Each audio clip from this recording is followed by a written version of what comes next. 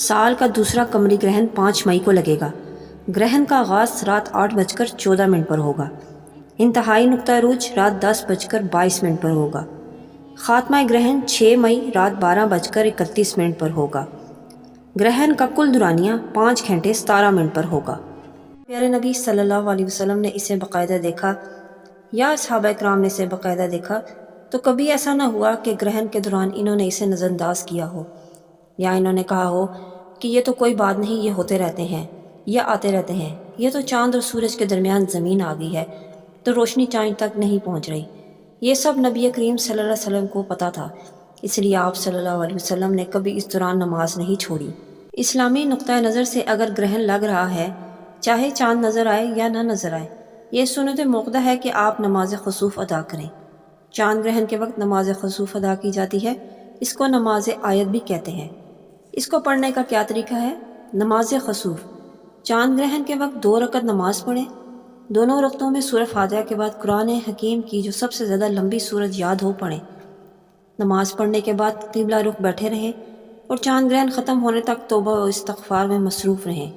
یہ نماز بغیر جماعت تک پڑھیں۔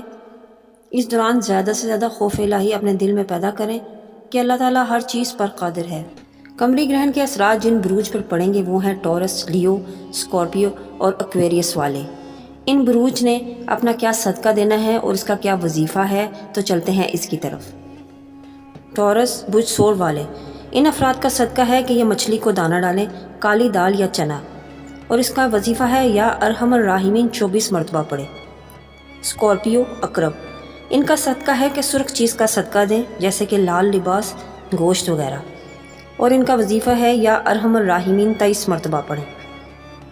لیو اسد والے، ان کا صدقہ ہے کہ پرندوں کو باجرہ ڈالیں اور ان کا وظیفہ ہے یا کریم 40 مرتبہ پڑھیں۔ ایکویریس، ان کا صدقہ ہے کہ یہ کیڑا مکوڑوں کو چینی ڈالیں اور ان کا وظیفہ ہے سورہ نصر 6 مرتبہ پڑھیں۔ بات کرتے ہیں حاملہ خواتین کی جو انہوں نے احتیاط کرنی ہے اس دوران۔ گرہن کے اوقات میں گھر کے اندر چت لیٹی رہیں، چھری اور کینچی کا استعمال نہ کریں، پیٹ پر کسی قسم کا دباؤ نہ ڈالیں۔ گرہن کے اوقات میں صدقہ اور نماز آیات ضرور ادا کریں، اور ان کا صدقہ ہے کہ حسب استطاعت ٹوٹا چاول کسی مستحق کو دیں یا 1 کلو باجرہ گھر سے باہر پرندوں کو ڈالیں۔ یہ تھی ہماری آج کی ویڈیو چاند گرہن کے حوالے سے۔ میں امید کرتی ہوں میری آج کی ویڈیو پسند آئی ہوگی۔ ویڈیو پسند آئی ہے تو لائک اور شیئر کیجیے اور اپنی قیمتی رائے کا اظہار کمنٹس میں ضرور دیں۔